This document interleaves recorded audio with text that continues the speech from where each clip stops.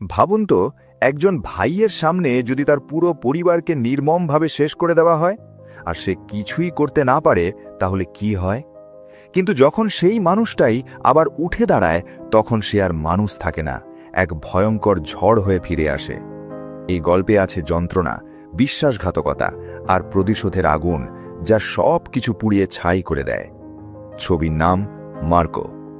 Video শুরু করার আগে আপনাদের কাছে একটা ছোট্ট রিকোয়েস্ট, যদি আপনারা এই চ্যানেলে নতুন হয়ে থাকেন তাহলে প্লিজ চ্যানেলটা সাবস্ক্রাইব করে নিন। তবে চলুন শুরু করা যাক। কিন্তু তার আগে, নমস্কার বন্ধুরা, আমি স্যাম আর আপনারা দেখছেন নো দ্য স্টোরি। গল্পের শুরু হয় এমন একটা বক্সিং রিং থেকে, যেখানে বক্সিংয়ের থেকে জুয়াই বেশি চলে। এখানে লোকজন ফাইটারদের উপর টাকা ওড়াচ্ছে। সেই জায়গাতেই দুই বন্ধু ভিক্টর আর ওয়াসিম উপস্থিত থাকে। ওয়াসিম অনেক টাকা বাজি রেখেছিল আর ভিক্টর শুধু বন্ধুর সাথে এসেছিল। তবে একটা কথা, ভিক্টর চোখে দেখতে পায় না, সে অন্ধ। ফাইট শেষ হবার পর দুজন বেরিয়ে আসে। তখনই ওয়াসিমের ফোনে তার বড় ভাই তারিকের কল আসে। তারিক শুধু ভাই নয়, তার বিজনেস পার্টনারও। অনেক দিন ধরে সে ওয়াসিমকে ড্রাগ মাফিয়াদের সাথে ডিল করতে রাজি করাতে চাইছিল, যাতে তাদের ক্ষতি পুষিয়ে নেওয়া যায়। কিন্তু আগের মতোই এবারও ওয়াসিম সরাসরি না বলে দেয়। দুজন কথা বলতে বলতে এগোচ্ছিল। হঠাৎ ভিক্টর পিছন থেকে ওয়াসিমের কষ্টকাতর আওয়াজ শুনতে পায়। সে কিছু দেখতে পায় না, তবুও এগিয়ে যায় আর হঠাৎ কিছুতে ধাক্কা খেয়ে পড়ে যায়। হাত দিয়ে ছুঁয়ে বুঝতে পারে সেটা ওয়াসিমের মৃতদেহ। চারদিকে রক্তের গন্ধ ছড়িয়েছিল আর ভিক্টর বুঝে যায় এখানে কি হয়েছে। তার সামনে খুনিরা দাঁড়িয়েছিল, কিন্তু তারা তাকে কিছুই করে না।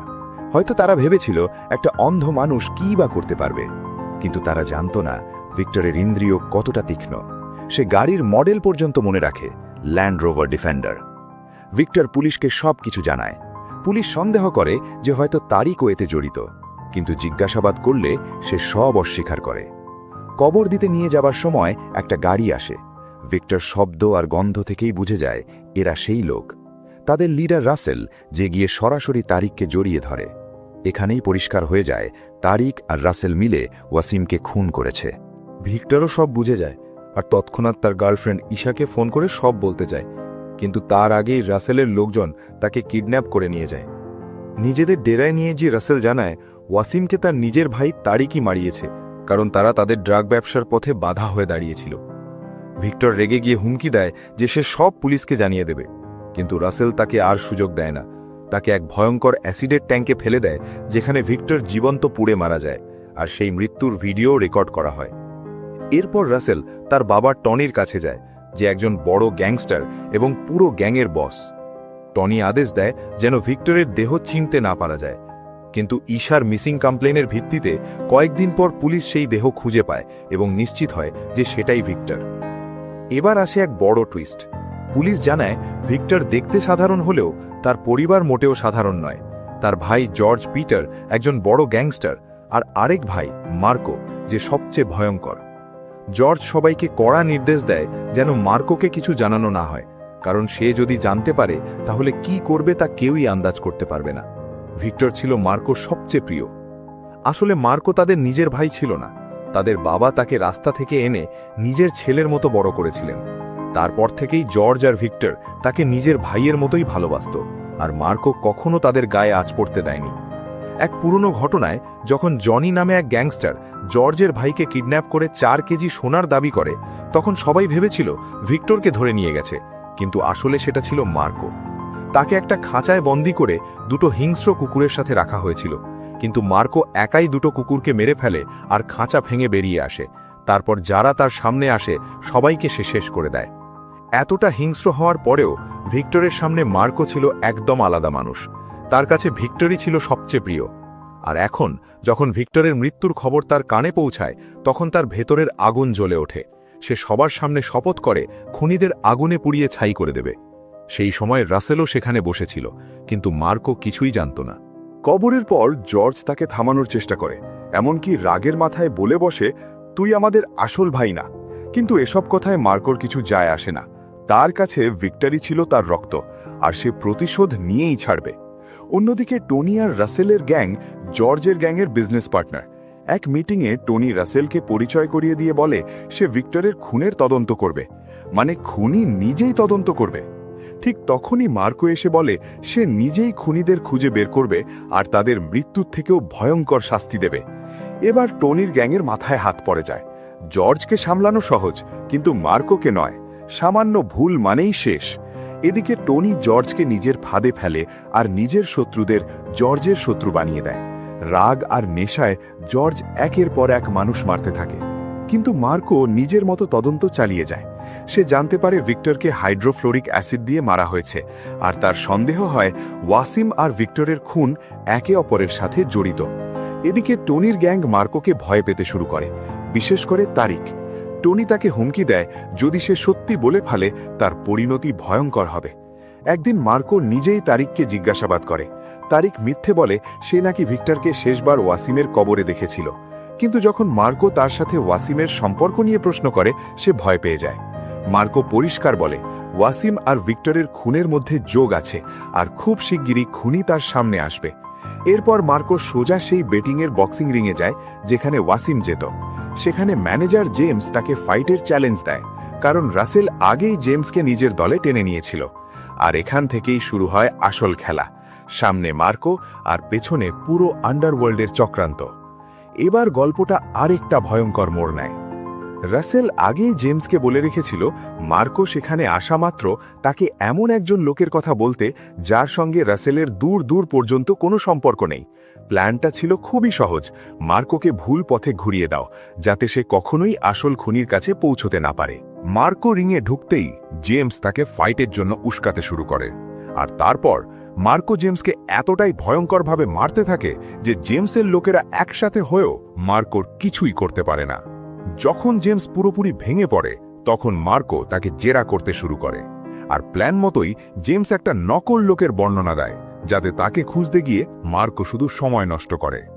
অন্যদিকে টনি আর তার গ্যাং বুঝে গিয়েছিল যে মার্কো সত্যের খুব কাছাকাছি পৌঁছে গেছে। রাসেলের লোক দেব বলে মার্কো আর জর্জকে মেরে ফেলাই ভালো, কিন্তু টনি সেটা মানতে চায় না, কারণ তার মাথায় ছিল আরও বড় প্ল্যান। টনি ঠিক করে জর্জকে মেরে ফেলার থেকে তার ব্যবসা ধ্বংস করে দেওয়াটাই অনেক বেশি কষ্টের হবে। কেরালার একটা বন্দরে জর্জের 120 কিলো সোনা আসার কথা ছিল। টনি একটা মাস্টার প্ল্যান বানায়। সে কাস্টমসকে শুধু 30 কিলো সোনার খবর দেয়। কাস্টমস এসে সেই 30 কিলো সোনা বাজেয়াপ্ত করে নেয়। তারপর টনির লোকেরা জর্জের 4 জন পার্টনারকে আলাদা আলাদা করে গিয়ে বলে যে তাদের ভাগে সোনাটাই ধরা পড়েছে। সবাই ভাবে শুধু তাদেরই ক্ষতি হয়েছে, আর এই বিভ্রান্তির মাঝেই টনির গ্যাং বাকি 90 কিলো সোনা চুরি করে নেয়। যখন জর্জ জানতে পারে যে তার পুরো সোনা গায়েব হয়ে গেছে, তখন সে সব পার্টনারদের একটা মিটিংয়ে ডাকে। তার সন্দেহ হয় কেউ তাকে বিশ্বাসঘাতকতা করেছে, আর যদি সে ধরা পড়ে তাহলে তার জন্য অপেক্ষা করছে মৃত্যু।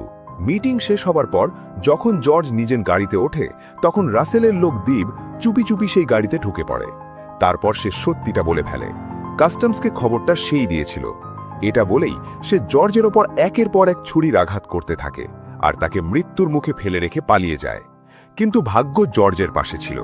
সে বেঁচে যায়, তবে কোমায় চলে যায়। এবার টনি পরিস্থিতির সুযোগ নেয়। সে মার্কোর কাছে গিয়ে সব দোষ দেবের ওপর চাপিয়ে দেয়, বলে যে দেবই সোনা চুরি করেছে এবং জর্জকে মারার চেষ্টাও করেছে। এদিকে হাসপাতাল থেকে বেরিয়ে টনি দেবকে খুব মারধর করে, কারণ সে তার কাজ ঠিকমতো করতে পারেনি। তারপর তাকে কয়েকদিন আন্ডারগ্রাউন্ডে থাকতে বলে। ঠিক তখনই গল্পে আসে এক নতুন মোড়। একজন ইউটিউবার রাজ পুলিশকে গিয়ে জানায় সে তার গাড়িতে ক্যামেরা লাগিয়ে কিছু ফুটেজ রেকর্ড করেছিল।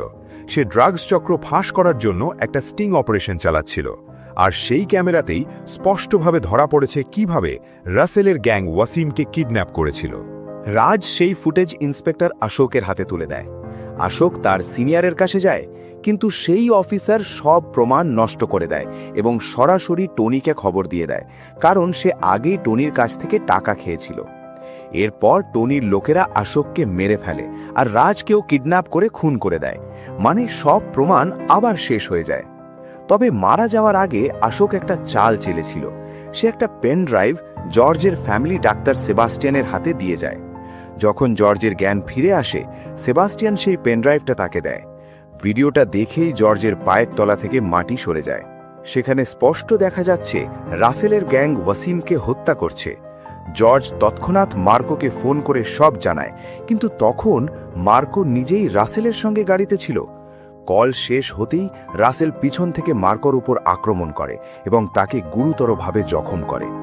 এরপর তাকে জঙ্গলে নিয়ে গিয়ে তার কবর খোঁড়া হয়। রাসেল তার পিঠে ছুরি ঢুকিয়ে দেয়, তবুও মার্কোর চোখে বিন্দুমাত্র ভয় দেখা যায় না। আর তারপরই শুরু হয় আসল ঝড়। হাত বাঁধা অবস্থাতেও মার্কো শুধু মুখ দিয়ে ছুরি ধরে এক এক করে সবাইকে মারতে শুরু করে। তার এই নির্মমতা দেখে মনে হয় সে যেন রাসেলের থেকেও অনেক বেশি ভয়ঙ্কর। শেষ পর্যন্ত সে নিজের হাত খুলে ফেলে আর দুই হাতে দুটো কুড়াল নিয়ে পুরো গ্যাংকে কেটে ফেলে। এরপর সে রাসেলের উপর ঝাঁপিয়ে পড়ে। দুজনের মধ্যে ভয়ানক লড়াই শুরু হয়। মার্কো রাসেলকে ধরে ফেলে, কিন্তু সঙ্গে সঙ্গে মারে না। প্রথমে সে আহত আনোয়ারকে গাড়িতে তোলে। তার অবস্থা দেখে মার্কোর রাগ আরও বেড়ে যায় আর সে চেন স দিয়ে বাকি লোকদের কেটে টুকরো টুকরো করে দেয়। এবার রাসেলকে মারতে যাচ্ছিল, ঠিক তখনই আর একটা বড় টুইস্ট। টনি ভিক্টরের গার্লফ্রেন্ড ঈশাকে কিডন্যাপ করে ফেলেছিল। আর সবচেয়ে বড় শখ, ঈশা প্রেগনেন্ট আর তার পেটে ভিক্টরের সন্তান। টনি হুমকি দেয়, যদি মার্কো রাসেলকে মেরে ফেলে তাহলে সেই বাচ্চা বাঁচবে না। নিজের ভাইয়ের শেষ চিহ্ন বাঁচানোর জন্য মার্কো বাধ্য হয়ে রাসেলকে ছেড়ে দেয়। এরপর টনি শর্ত দেয়, ঈশাকে ছাড়তে হলে জর্জের পুরো ব্যবসা তার নামে লিখে দিতে হবে। তারপর মার্কো দেবকে খুঁজে বের করে, তাকে একটা কন্টেনারে আটকে রাখে আর ভিতরে ছেড়ে দেয় একটা বিষাক্ত গ্যাস। সে দেবকে বলে, তোর কাছে মাত্র 1 ঘন্টা সময় আছে, না হলে তুই মারা যাবি। বাঁচতে চাইলে ঈশার লোকেশন বল। কিছুক্ষণ পর শ্বাস নিতে না পেরে দেব ফোন করে লোকেশন জানিয়ে দেয়, কিন্তু মার্কো তাকে বাঁচায় না, বরং পুরো কন্টেনারটাই উড়িয়ে দেয়। এবার মার্কো সোজা ঈশাকে বাঁচাতে রওনা দেয়। টনি তাকে থামানোর জন্য একটা বিশাল দল তৈরি করে রেখেছিল, কিন্তু মার্কোর সামনে তারা তাসের ঘরের মতো ভেঙে পড়ে। সে সিঁড়ি দিয়ে উঠতে উঠতে সবাইকে কেটে ফেলে। চারদিকে লাশের স্তূপ জমে যায়। শেষে সে বিল্ডিংয়ের ছাদে পৌঁছায়। সেখানে দেখে একটা মেয়েকে চেয়ারে বেঁধে রাখা হয়েছে, কিন্তু সে ঈশা নয়। ঠিক তখনই টনি সামনে আসে আর জানায় এটা সব তার ফাঁদ ছিল। ঈশা এখনো তার কাছেই আছে, আর যদি মার্কো কোনো চালাকি করে তাহলে ভিক্টরের বাচ্চা কখনো এই পৃথিবীর আলো দেখবে না।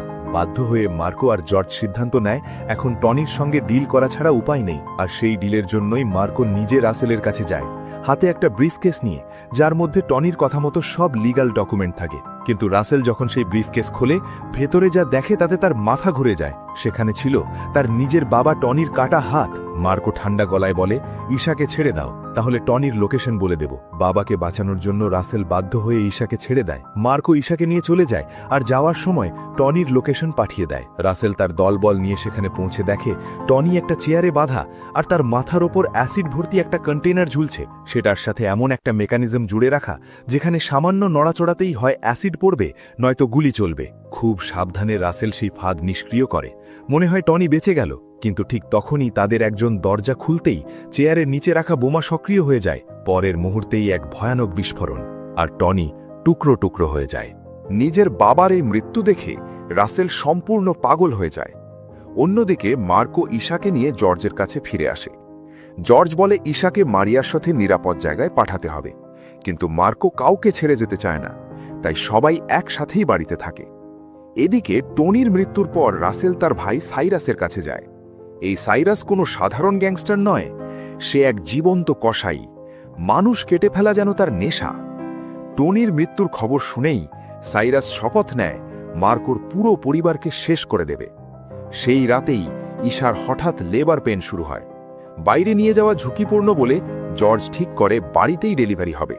নার্সকেও ডাকা হয়, কিন্তু কেউ বুঝতে পারেনি মৃত্যু ঠিক দরজার বাইরে অপেক্ষা করছে। রাতের অন্ধকারে সাইরাস তার দাল নিয়ে বাড়িতে হামলা করে।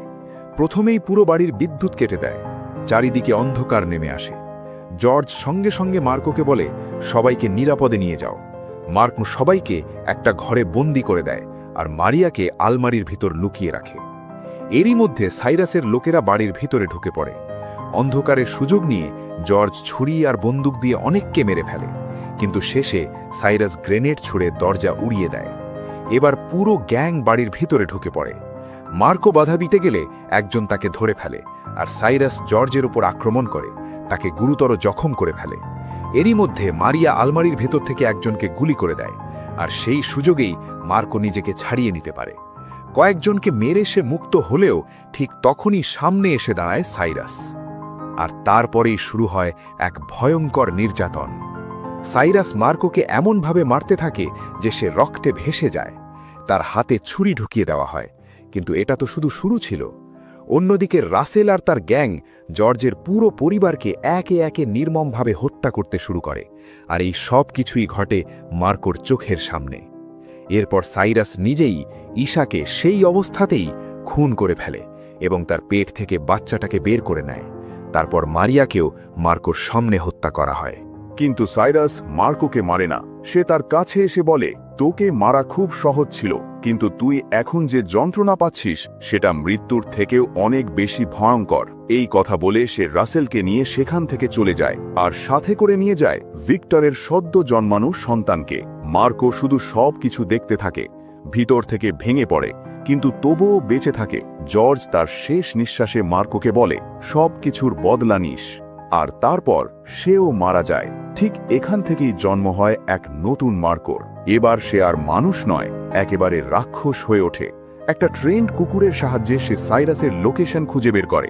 যেই না সে তাদের ডেরায় পৌঁছায়, অনেক লোক তার ওপর হামলা করে। কিন্তু এবার মার্কোর হারানোর মতো কিছুই বাকি ছিল না। সে একাই প্রায় 100 জনকে মেরে ফেলে আর সরাসরি সাইরাসের সামনে গিয়ে দাঁড়ায়। ঠিক তখনই রাসেলও তার দল নিয়ে সেখানে এসে পড়ে, আর শুরু হয় এক ভয়ঙ্কর লড়াই। 3 জনের মধ্যে রীতিমতো যুদ্ধ শুরু হয়ে যায়। আর তারপর মার্কো রাসেলের বুকে ছুরি ঢুকিয়ে দেয় আর বারবার আঘাত করতে থাকে, যতক্ষণ না সে মারা যায়। এদিকে সাইরাস এই দৃশ্য দেখে ভিক্টরের সন্তানকে তুলে নিয়ে তাকে অ্যাসিডে ফেলে দেওয়ার চেষ্টা করে, কিন্তু মার্কো এক মুহূর্ত দেরি না করে এক আঘাতে সাইরাসের মাথা কেটে ফেলে, আর তার দেহ সোজা অ্যাসিডে পড়ে গলে যায়, ঠিক ভিক্টরের মতো। এইভাবেই মার্কো তার পরিবারের প্রতিশোধ সম্পূর্ণ করে আর ভিক্টরের সন্তানকে বাঁচিয়ে ফেলে। এখন তার জীবনের একটাই উদ্দেশ্য, নিজের ভাইপোকে বড় করে তোলা। এরপর কয়েক বছর কেটে যায়। আমরা দেখি মার্কো একটা সমুদ্র সৈকতে বসে আছে ভিক্টরের ছেলেকে নিয়ে। চারপাশে সবকিছু শান্ত, কিন্তু হঠাৎই কয়েকটা গাড়ি এসে সেখানে থামে, আর এক মুহূর্তের মধ্যেই মার্কো বুঝতে পারে তার ভাইপো সেখান থেকে উধাও হয়ে গেছে। আর এই সাসপেন্সের মধ্য দিয়েই এই সিনেমা শেষ হয়। কিন্তু মানেটা পরিষ্কার, এরপর হয়তো আসতে চলেছে মার্কো পার্ট 2। তো বন্ধুরা, যদি এই গল্পটা আপনাদের ভালো লেগে থাকে তাহলে ভিডিওটি লাইক করুন, আপনাদের বন্ধুদের সঙ্গে শেয়ার করুন, আর এরকমই আরও সিনেমার গল্প শোনার জন্য আমাদের চ্যানেল নো দ্য স্টোরি বেঙ্গলিকে সাবস্ক্রাইব করতে ভুলবেন না। আপনাদের একটা সাবস্ক্রিপশন আমাদের নতুন নতুন গল্প শোনাতে উৎসাহ দেয়। দেখা হবে পরের ভিডিওতে আরও এক মন ছুঁয়ে যাওয়া গল্প নিয়ে। ততক্ষণ নিজের খেয়াল রাখুন। ধন্যবাদ।